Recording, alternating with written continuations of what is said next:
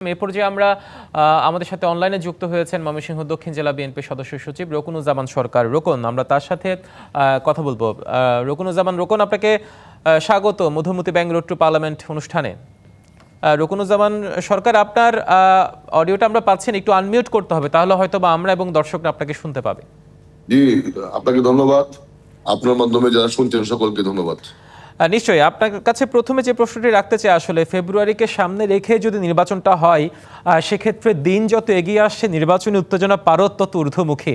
এই অবস্থায় ময়মনসিংহ আসনগুলোতে আওয়ামী লীগ মাঠে নেই, জাম এক সময়ের আপনাদের প্রধান আপনাদের জোট, তারা এখন আপনাদের মুখোমুখি। সব মিলিয়ে বিএনপির অবস্থান এখন কতটুকু সুসংহত বা কি অবস্থা এখন, সেটি একটু জানতে চাই শুরুতে। ধন্যবাদ আপনাকে। বিএনপি সবসময় একটি নির্বাচনমুখী দল। নির্বাচনের প্রস্তুতি নিয়ে আমরা 17 বছর ভোটের অধিকারের জন্য সংগ্রাম করেছি। মানুষ যেন ভোট দিয়ে তার মনের মতো জনপ্রতিনিধি নির্বাচন করতে পারে, সেটার জন্য আমাদের সংগ্রাম ছিল। আমরা মনে করি দল সবসময় প্রস্তুতি রাখে। আওয়ামী লীগ মাঠে আছে বা মাঠে নাই সেটা না আমাদের আগের সঠিকরা, এখন আমাদের তারা নিজেরা এগুলো আমরা মানুষকে আমাদের উন্নয়নের কথা বলতে চাই। আমরা জুলাই আমাদেরকে শিখিয়েছে ইতিবাচক রাজনীতি করার। আমরা কারো বিরুদ্ধে বলতে চাই না। আমাদের বক্তব্য হলো যে আমরা কি করতে চাই, আমরা জাতিকে কি দিতে চাই। আগামী দিনে তারেক রহমানের নেতৃত্বে যে নতুন বাংলাদেশে আমরা স্বপ্ন দেখি, সেই বাংলাদেশে আমরা মানুষের উপকারের জন্য, যেরকম ময়মনসিংহ সদরে আপনি দেখেন 2001 সালের নির্বাচনের পরে বেগম খালেদা জিয়ার সরকারের সময় একটি নজরুল বিশ্ববিদ্যালয় হয়েছে, একটি ইঞ্জিনিয়ারিং কলেজ হয়েছে, ময়মনসিংহ মেডিকেল কলেজের 1000 বেড উন্নতি হয়েছে, ময়মনসিংহের বাইপাস হয়েছে।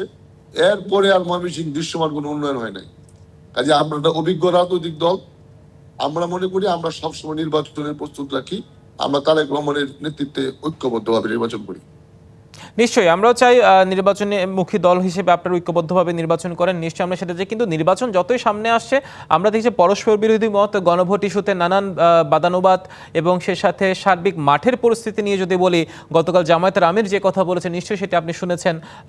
নির্বাচনের দিন গণভোট হলে সেই সংক্রান্ত তার বক্তব্যটি, সব কিছু মিলিয়ে এটি আপনাদের নির্বাচনী মাঠে কতটা প্রভাব ফেলবে বলে মনে করছেন? আমি আপনাকে বলি, এটাই তো গণতন্ত্রের শোভা। 5ই আগস্ট আমাদের এই শিক্ষা দিয়েছে, আপনি আপনার মত প্রকাশ করতে পারবেন, আপনার মতো করে আপনি সব বলতে পারবেন, জনগণ যেটাকে গ্রহণ করবে সেটার নামই গণতন্ত্র। কাজে জামাতের আমির সাহেব যেটা বলেছেন, আমরা একটু সরকার তো আমরা না, আমরা একটি রাজনৈতিক দল। সরকার সিদ্ধান্ত দিয়েছে, সরকার সমুচিত মনে করেছে গণভোট এবং নির্বাচন একই দিনে হবে। আমরা জুলাই সনদ নিয়ে আমাদের অনেক অবস্থান ছিল, দেশের সাথে দলের সাথে তারেক রহমানের নেতৃত্বে বিএনপি আগামী দিনে জুলাই সনদে আমরা অনেক ছাড় দিয়ে দেয়ার জন্য এগিয়ে যাওয়ার চেষ্টা করছি। নির্বাচনের দিন পর্যন্ত একটা ভোটের উত্তেজনা থাকবে, ভোটের প্রতিযোগিতা থাকবে, এর নামই গণতন্ত্র, এর নামই ভোট। এই জন্য তো আমরা আন্দোলন করেছি। আপনি তো কারো মত আটকে দিতে পারবেন না, কারো কথা বলা আটকে দিতে পারবেন না। এই যে আমাদের একজন নেতা বলেছেন যে তাদের কথায় ডিসিএসপি চলবে, তাদের কথায় মামলা হামলা। চট্টগ্রামে যিনি শাহজাহান চৌধুরী গতকাল বলেছেন কথাটি। জি জি জি জি জি জি জি কাজে এগুলা ওনারা বোঝেই, এটা ওনাদের সংগঠন থেকে ব্যাখ্যা করতে হবে। আমরা এই সংগঠনে আমরা একটা দল, আমরা নির্বাচনে আছি। আর নির্বাচনে থাকতে হলে আমাদের সমাজ ব্যবস্থায় যে সমস্যাগুলো আছে, আমরা বিএনপি সেগুলোকে মোকাবেলা করার সামর্থ্য রাখি। নিশ্চয়ই আপনারা তারেক রহমানের 31 দফার কথা বলছেন, সেই 31 দফা নিয়ে আপনারা তরুণদের মুখোমুখি যাচ্ছেন। সেই দফাগুলো আসলে কতটা তৃণমূলে বোধগম্য হচ্ছে, কতটা পৌঁছাতে পারছেন আপনারা? রকুনুজ্জামান সরকার, বিরতির আগে আপনি যেমনটি বলছিলেন যে রাজনীতির মাঠে রাজনৈতিক দলগুলোর বাদানুবোধ থাকবে, সেগুলোর রাজনৈতিক শোভার একটি অংশ সেটি বলছিলেন। আমরা জানি এগুলো আসলে নির্বাচন এলে অনেক কথা হয়, অনেক বাদানুবাদ হয়, দিন শেষে নির্বাচনটাই আসলে ঠিকঠাক হয় কিনা সেটাই হচ্ছে আমাদের একমাত্র লক্ষ্য। কিন্তু তারপরও এই কথাগুলো, এই বাদানুবাদগুলো জনগণের মাঝে, যারা ভোটার আছে তাদের মাঝে দ্বিধার বিষয় তৈরি করে, তাদের মাঝে ধোঁয়াশা সৃষ্টি করে।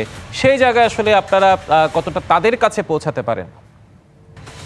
জনগণ তো এরকম সবার কথা শুনতে চাইবে, আমাদের বক্তব্য শুনবে, সব প্রার্থীর বক্তব্য শুনবে। জনগণই তো মূল ক্ষমতার মালিক, সিদ্ধান্ত নেবে জনগণ। কে দেশকে ভালোবাসে, আমাদের যে 31 দফার মধ্যে আগামী বাংলাদেশ তারেক রহমান সমমনা অনেক দলের সঙ্গে পরামর্শ করেছেন।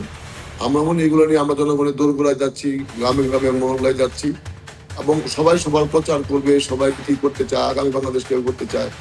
দিন শেষে আমরা যে ভোটের অধিকার প্রতিষ্ঠিত হয়েছে 17 বছরের শহীদের রক্তের বিনিময়ে, গুম খুনের বিনিময়ে, এটি মানুষের এবং রাজনৈতিক দলগুলোর গণপ্রাপ্তি। যে আমরা দিন শেষে একটি নির্বাচন চাই, জনগণ যাকে ভোট দেবে সেই নির্বাচিত সরকার চাই, যারা জনগণের খেদমত করবে, জনগণের সেবক হিসাবে কাজ করবে। নিশ্চয়ই, কিন্তু আরেকটি বিষয় যেটি আলোচনা করতে চাই, বিগত বছরগুলোতে গত নির্বাচনগুলো আপনারা দেখেছেন অনেকে ভোট দিতে পারেনি। আপনাদের যে দাবি হচ্ছে নির্বাচনগুলো আসলে নির্বাচনের মতো হয়নি, অনেকদিন পর সেই নির্বাচনে একটা পরিবেশ তৈরি হয়েছে। সেই নির্বাচনী পরিবেশের সাথে দীর্ঘদিন পর আপনারা মাঠে আছেন এবং বেশ ভালোভাবেই আছেন, তৃণমূলকে সংগঠিত করার চেষ্টা করছেন।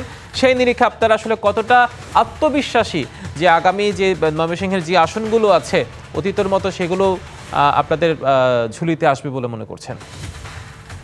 আমরা অবশ্যই আশাবাদী, ইনশাল্লাহ। কারণ এখানে আমরা যে দলগুলো নির্বাচনে আছে নিঃসন্দেহে আমরা সাংগঠনিকভাবে অনেক সুসংগঠিত। আমি আপনাকে আগে বলেছি, মানুষ মনে করে বাংলাদেশের উন্নয়ন হলে এই মুহূর্তে বিএনপির কোনো বিকল্প নাই।